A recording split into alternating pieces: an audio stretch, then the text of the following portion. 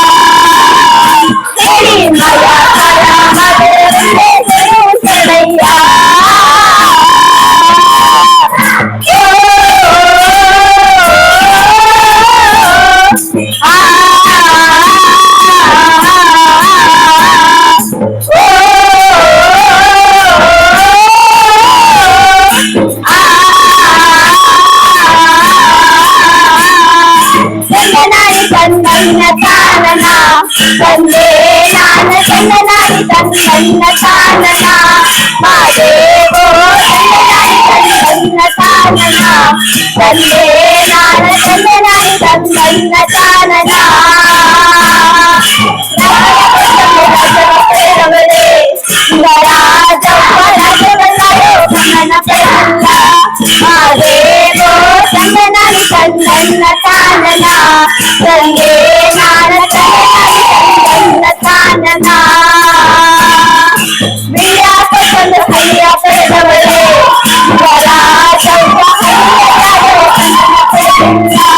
ಮಾದೇವೋ ಚಂದನಾನಿ ತಂದನ್ನ ತಾನನ ತಂದೆ ನಾನ ಚಂದನಾನಿ ತಂದನ್ನ ತಾನನ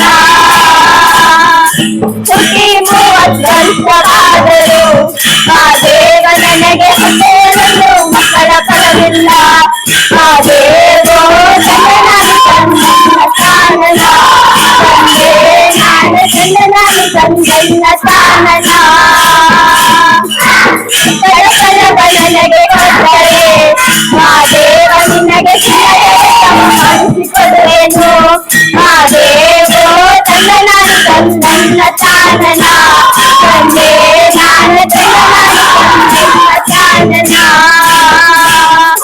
ಚಿನ್ನದರೆ ತವ ಮಾಡಿಸಿಕೊಡುವಂತ ಪರಿಚಯ ನಾನು ಸ್ವಯಂವರದಲ್ಲಿ ಪಡೆದು ಮಡಿಯುವೆ ಮಾದೇವೋ ಚಂದನಾನಿ ತಂದನ್ನ ತಾನನ ತಂದೆ ನಾನ ಚಂದನಾನಿ ತಂದನ್ನ ತಾನನ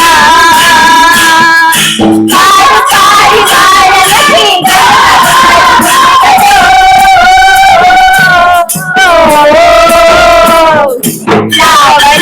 ಪಕ್ಷಿದು ನಯನ ಕೂಗಿ ಕರೆದಾವೆ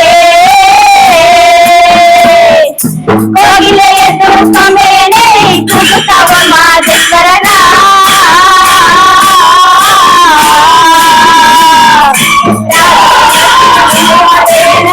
ಕರೆದಾವೆ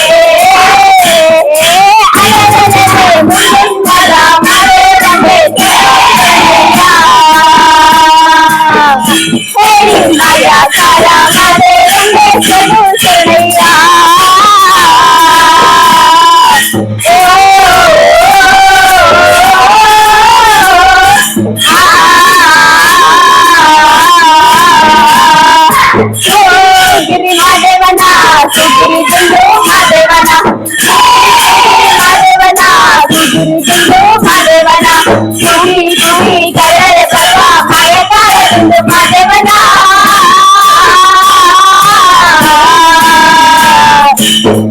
ಕೋರಯ್ಯಾಡಿಡವ್ವ ಕೋರಯ್ಯಾಡೆ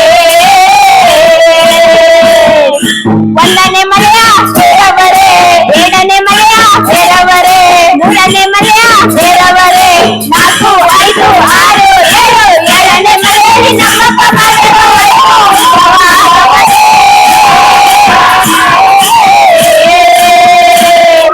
ಕೋರಯ್ಯಾಡಿಡವ್ವ ಕೋರಿದನ ಮ್ಯಾಲೆ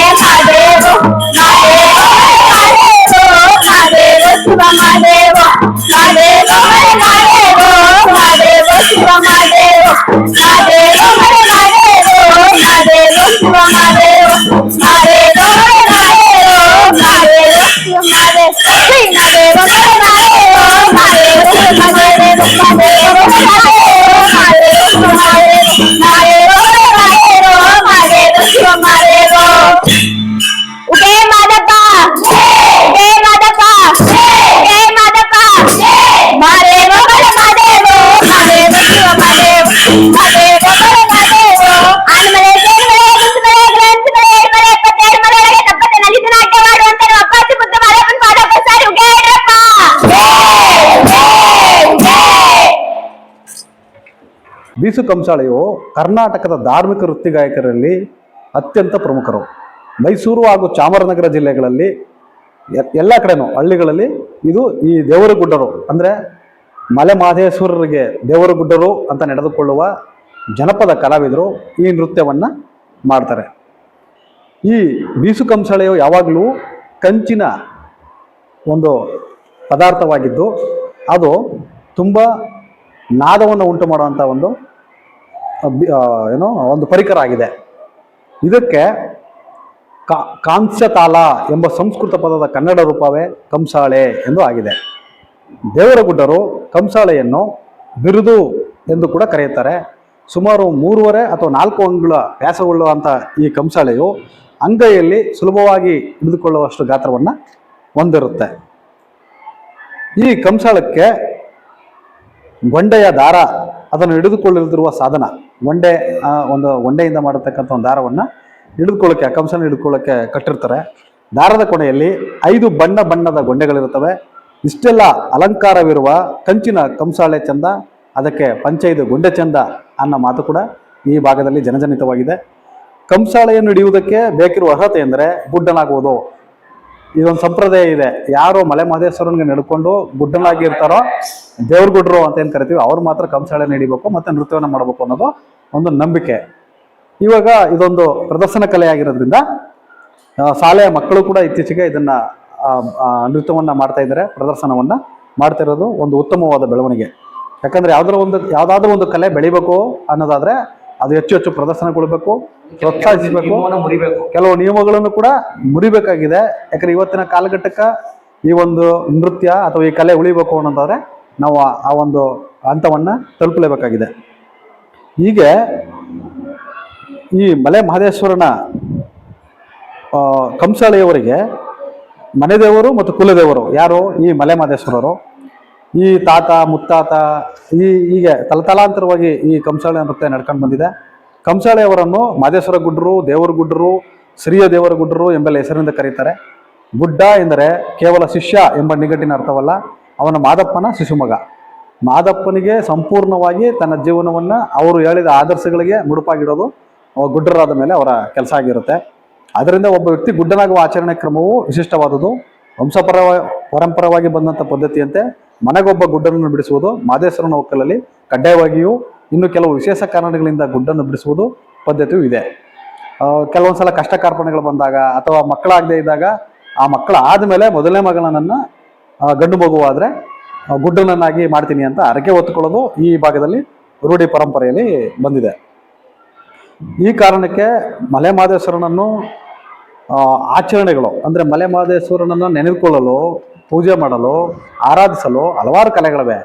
ಒಂದು ಕಂಸಾಳೆ ನೃತ್ಯ ಆಗಿರ್ಬೋದು, ತಂಬೂರಿ ಪದ ಆಗಿರ್ಬೋದು, ಅಥವಾ ಆಲರವಿ ಉತ್ಸವ ಆಗಿರ್ಬೋದು, ಇನ್ನು ಅನೇಕ ಜಾತ್ರೆಗಳು, ತೇರು, ರಜಾ ಹೊಡೆಯೋದು ಅಂತ ಕರೀತಾರೆ, ವರ್ಷ ಪಾದಯಾತ್ರೆ ಮುಖಾಂತರ ಹೋಗುವಂಥದ್ದು ಮಲೆ ಮಹದೇಶ್ವರ ಬೆಟ್ಟಕ್ಕೆ. ಈಗ ಅನೇಕ ಥರದಲ್ಲಿ ಆಚರಣೆಗಳಿಂದ ಮಹದೇಶ್ವರನನ್ನು ಪೂಜಿಸೋದು ಈ ರೂಢಿಲಿದೆ. ಅದರಲ್ಲಿ ಈ ಕಂಸಾಳೆ ನೃತ್ಯವು ಕೂಡ ಬಹಳ ಪ್ರಮುಖವಾದದ್ದು. ಮಲೆ ಮಹದೇಶ್ವರನಿಗೆ ಸಂಗೀತ ಪ್ರಕಾರ ಪ್ರಮುಖ ಮಲೆ ಮಹದೇಶ್ವರ ಗುಡ್ಡರು ಆಡುವ ಹಾಡುಗಳಿಗೆ ಜನಪದ ಕಾವ್ಯ, ಮಲೆ ಮಹದೇಶ್ವರ ಕಾವ್ಯ ಇದೆಯಲ್ಲ, ಅದನ್ನು ಆಡೋದಕ್ಕೆ ಬಹಳ ಪ್ರಮುಖವಾದ ಸಂಗೀತ ಪ್ರಕಾರ ಅಂದರೆ ಅದು ಕಂಸಾಳೆನೇ. ಆಮೇಲೆ ತಂಬೂರಿಗಳನ್ನು ಬಳಸ್ಕೊಂಡು ಆಡಲಿಕ್ಕೆ ಶುರು ಮಾಡಿದ್ರು. ಹೀಗೆ ಬೀಸು ಕಂಸಾಳೆ ದೇವರಗುಡ್ಡರ ಅಪೂರ್ವ ನೃತ್ಯ. ಇದು ಗೊಂಡೆ ಗಗ್ಗರವಿರುವ ಕಂಸಾಳೆಯನ್ನು ಹಿಡಿದು ವನಪ ಒಯ್ಯಾರದಿಂದ ಬಳಕುತ್ತಾ ಹೆಚ್ಚು ಕಡಿಮೆ ಕೋಲಾಟದ ಮಾದರಿಯಲ್ಲೇ ನಡೆಸುವ ವೈಶಿಷ್ಟ್ಯಮಯವಾದ ನೃತ್ಯ. ಇದು ಜನಪದ ಕಲೆಗೆ ದೇವರ ಗುಡ್ಡರು ಕೊಟ್ಟ ಒಂದು ಅನನ್ಯ ಕೊಡುಗೆ. ಇದನ್ನು ನೋಡೋದಕ್ಕೆ 2 ಕಣ್ಣು ಸಾಲದು, ಕೇಳೋದಕ್ಕೆ ಪುಣ್ಯ ಮಾಡಿರ್ಬೇಕು ಅಂತ ಅವಾಗ ನಾನು ನಿಮ್ಗೆ ಹೇಳಿದೆ. ನೋಡಿದ್ಮೇಲೆ ಅಷ್ಟೊಂದು ಅದ್ಭುತವಾದ ಒಂದು ನೃತ್ಯ ಆಗಿರುತ್ತೆ. ಬೀಸು ಕಂಸಾಳೆಯಲ್ಲಿ 2 ರೀತಿ ಇರುತ್ತೆ. ಒಂದು ತಟ್ಟುಬಟ್ಲು ಅಂತ, ಇನ್ನೊಂದು ತಾರ್ಬಟ್ಲು ಅಂತ. 3 ರಿಂದ 12 ಜನಗಳವರೆಗೆ ಭಾಗವಹಿಸಿ ಕುಣಿಯುವುದನ್ನು ತಟ್ಟುಬಟ್ಲು ಅಂತ ಕರೀತಾರೆ. 3 ಜನದಿಂದ 12 ಜನ ತನಕ ಭಾಗವಹಿಸಿ ಒಟ್ಟಿಗೆ ಕುಣಿಯೋದನ್ನ ತಟ್ಟುಬಟ್ಲು ಅಂತ ಕರೀತಾರೆ. ಈಗ ನೀವು ಮಾಡಿದ್ರಲ್ಲ ಅದು.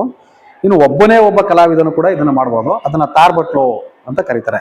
ಸೊ ಹೀಗೆ 2 ವಿಧಗಳಲ್ಲಿ ತಟ್ಟುಬಟ್ಲು ಹಾಗೂ ತಾರ್ಬಟ್ಲುಗಳಲ್ಲಿ ಕಂಸಾಳೆ ನೃತ್ಯ ನಡೀತಾ ಇದೆ. ಇತ್ತೀಚಿನ ಬೀಸು ಕಂಸಾಳೆಯಲ್ಲಿ ಯುದ್ಧವನ್ನು ಅಭಿನಯಿಸುವುದು, ಚಕ್ರಾಕಾರದಲ್ಲಿ ಸುತ್ತುವುದು, ಪಿರಮಿಡ್ ರಚಿಸುವುದು, ಹೀಗೆ ಬಗೆಯಲ್ಲಿ ಅಭಿನಯಿಸಲಾಗುತ್ತಿದೆ. ಅಂದರೆ ಏನೋ ಆ ವೃತ್ತಿ ಪರಂಪರೆಯಲ್ಲೇ ಹಿಂದೆ ಜನಪದ ಕಲಾವಿದರು, ಮೂಲ ಜನಪದ ಕಲಾವಿದರು ಕೆಲವು ನೃತ್ಯಗಳನ್ನು ಆಡ್ತಾ ಬಂದಿದ್ರಲ್ಲ, ಅದಕ್ಕೆ ಇನ್ನೊಂದಷ್ಟು ಬೆರೆಸಿ ಇನ್ನೊಂದಷ್ಟು ಸ್ಟೆಪ್ಸ್ಗಳು ಅಂತ ಹೊಸ ಹೊಸ ನೃತ್ಯ ರೂಪವನ್ನು ರಚಿಸಿ ಹೊಸದಾಗಿ ಕೂಡ ಆ ನೃತ್ಯವನ್ನು ಪ್ರದರ್ಶನ ಮಾಡೋ ಅಂಥದ್ದು ಬೆಳೀತಾ ಬಂದಿದೆ. ಅದು ಒಳ್ಳೆಯ ಬೆಳವಣಿಗೆ ಕೂಡ. ಸೊ ಹಾಗಾಗಿ ಈ ಬೀಸುಕಂಸಾಳೆ ನೃತ್ಯ ಇತ್ತೀಚಿನ ದಿನಗಳಲ್ಲಿ ಅತ್ಯಂತ ಜನಪ್ರಿಯ ನೃತ್ಯವೆನಿಸಿದ್ದು.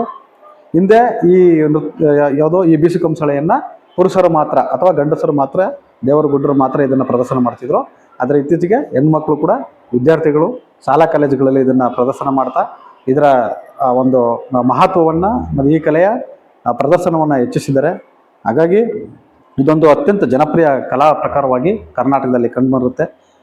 ಇಂಥ ಒಂದು ಕಲೆಯನ್ನು ನಮ್ಮ ಮಲೆಮಹದೇಶ್ವರ ಈ ಪರಂಪರೆಯ ಹಿನ್ನೆಲೆ ಉಳ್ಳ ಈ ಚಾರಿತ್ರಿಕ ಸ್ಥಳದಿಂದ ನೀವು ಹೋಗ್ತಾ ಇದ್ದೀರಿ. ನಿಮ್ಗೆಲ್ಲರಿಗೂ ಒಳ್ಳೆಯದಾಗಲಿ. ನೀವು ಮೊದಲನೇ ಬಹುಮಾನವನ್ನೇ ಪಡೆದುಕೊಂಡು ಈ ಶಾಲೆ ಮತ್ತು ನಮ್ಮ ಜಿಲ್ಲೆ, ನಮ್ಮ ನಾಡು ಹಾಗೂ ಮಲೆಮಹದೇಶ್ವರ ಪರಂಪರೆಗೆ ಒಂದು ಕೀರ್ತಿ ತರಲಿ, ಹಾಗೂ ನಮ್ಮ ಪರಂಪರೆಯನ್ನು ಈ ಮುಖಾಂತರ ಉಳಿಸಲಿ, ಬೆಳೆಸಲಿ, ಮುಂದುವರ್ಸ್ಕೊಂಡು ಹೋಗಲಿ ಅನ್ನೋದು. ಮತ್ತು ನಿಮ್ಮೆಲ್ಲರಿಗೂ ಆ ಮಲೆಮಹದೇಶ್ವರ, ಬಿಳಿಗಿರಿ ರಂಗಯ್ಯ, ಮಂಟೇಸ್ವಾಮಿ, ಸಿದ್ದಪ್ಪಾಜಿ, ದೊಡ್ಡಮ್ಮ ತಾಯಿ, ಈ ನೆಲಮೂಲ ಸಂಸ್ಕೃತಿ ಬಂದಂಥ ಎಲ್ಲ ಸಾಂಸ್ಕೃತಿಕರ ನಾಯಕರುಗಳ ಆಶೀರ್ವಾದ ಇರಲಿ ಅಂತ ಆಶೀರ್ವದಿಸ್ತೀನಿ. Thank you very much.